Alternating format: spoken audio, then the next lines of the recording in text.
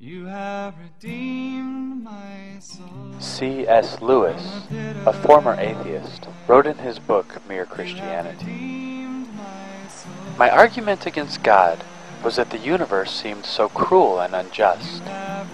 But how had I got this idea of just and unjust? A man does not call a line crooked unless he has some idea of a straight line. What was I comparing this universe with when I called it unjust? If the whole show was bad and senseless from A to Z, so to speak, why did I, who was supposed to be part of the show, find myself in such violent reaction against it? A man feels wet when he falls into water because man is not a water animal. A fish would not feel wet.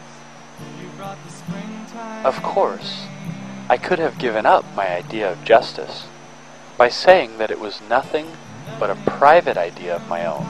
But if I did that, then my argument against God collapsed too, for the argument depended on saying that the world was really unjust, not simply that it did not happen to please my private fancies. Thus, in the very act of trying to prove that God did not exist, in other words, that the whole of reality was senseless, I found I was forced to assume that one part of reality, namely my idea of justice, was full of sense. Consequently, atheism turns out to be too simple. If the whole universe has no meaning, we should never have found out that it has no meaning. Just as, if there were no light in the universe, and therefore no creatures with eyes, we should never know it was dark. Dark would be without meaning.